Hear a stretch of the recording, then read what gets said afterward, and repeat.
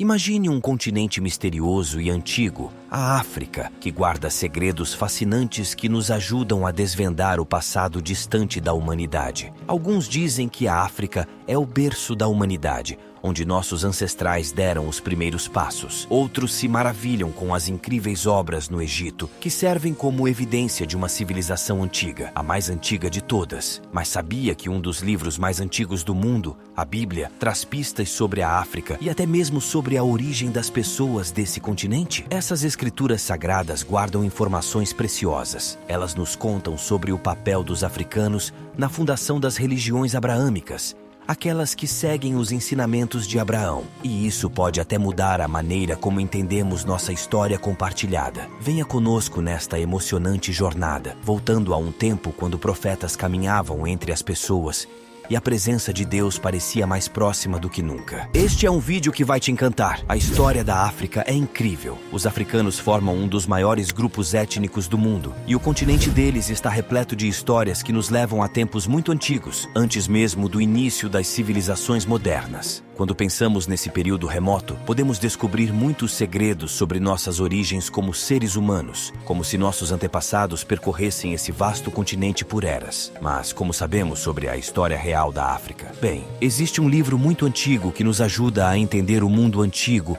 e a explorar os mistérios da África: a Bíblia.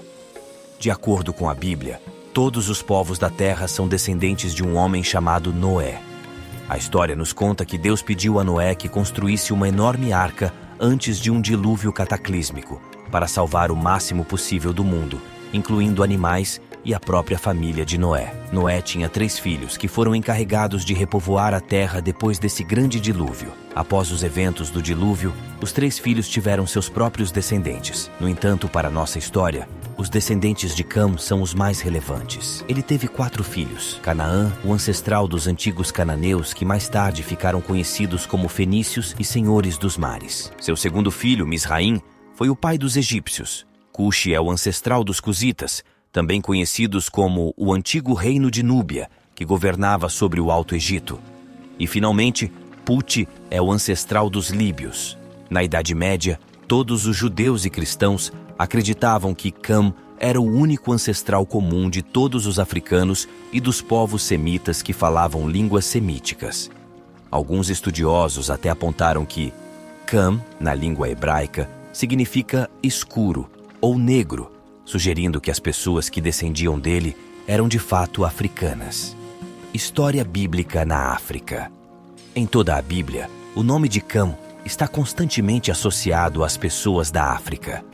Este vasto continente desempenha um papel tão significativo nas lendas bíblicas, muitas vezes mais do que lhe é geralmente atribuído. Um elo muitas vezes desconsiderado ou simplesmente ofuscado é que uma parte do Jardim do Éden estava dentro das fronteiras do continente africano.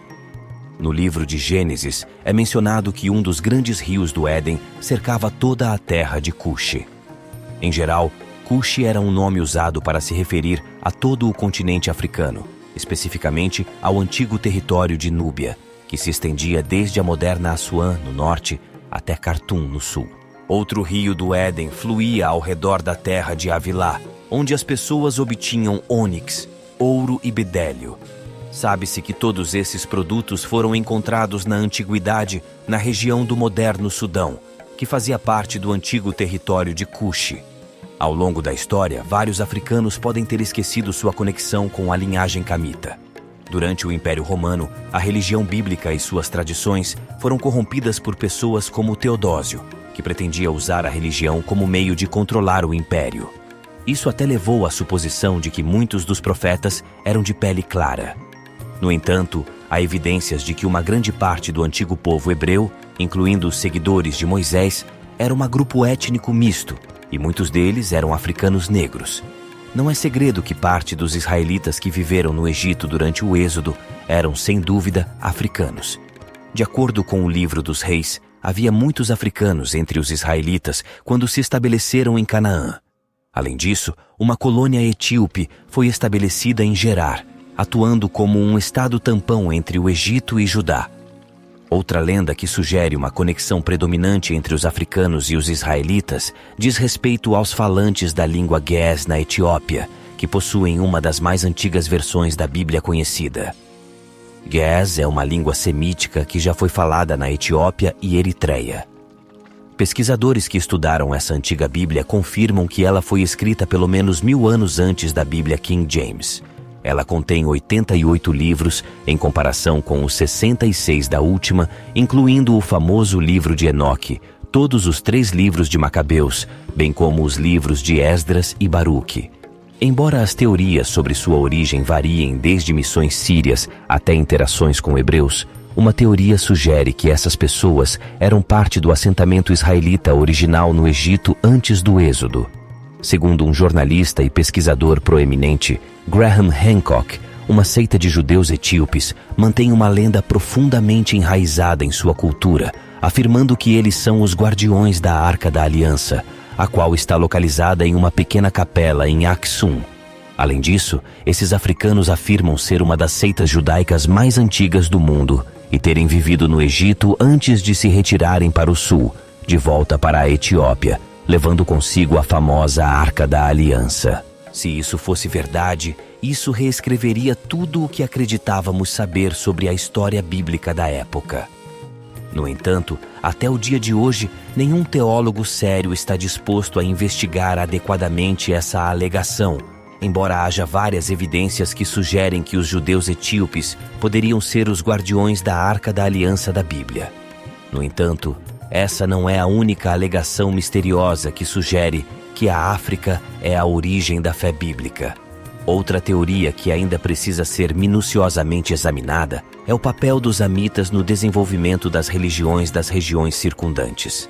Será que os africanos podem ter trazido influências para as religiões indianas?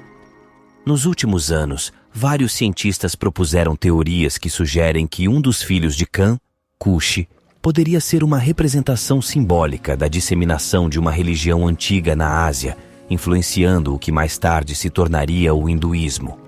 De acordo com a Bíblia, Cuxi teve vários filhos, incluindo Nimrod, que mais tarde foi associado aos babilônios da Mesopotâmia. Mas ele também teve filhos chamados Rama e Sheba. Coincidentemente, 2 das divindades mais conhecidas no panteão hindu são Rama e Shiva. Será que isso poderia ser uma pista de que as linhagens de descendência de Cã espalharam sua fé religiosa antiga até a Índia? Se isso não for suficiente para sugerir uma conexão, existem ainda mais evidências, que se concentram na vida e nas lendas de um dos patriarcas mais significativos da Bíblia, Abraão. Segundo a lenda, Abraão, originalmente chamado Abram, é descendente de Noé, com cerca de 10 gerações entre eles. Ele cresceu na cidade de Ur, na Babilônia, e eventualmente casou-se com uma mulher chamada Sara. Esse patriarca hebraico e árabe é frequentemente considerado um dos profetas mais influentes em toda a Bíblia e liderou uma nova era na era bíblica. No entanto, ao compararmos o nome Abraão ou Abram com uma divindade hindu conhecida, Brahma, você pode perceber uma conexão.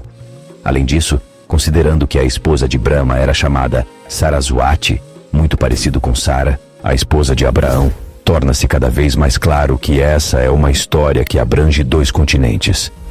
Isso nos leva à conclusão de que o povo africano desempenhou um papel significativo na disseminação não apenas da religião bíblica, mas de todos os sistemas de crenças. Se você deseja assistir a mais vídeos semelhantes dedicados a aspectos incomuns e misteriosos da história antiga, comente: Eu amo história bíblica. Clique no botão inscrever-se. Como sempre, agradecemos por estar conosco. Até a próxima vez.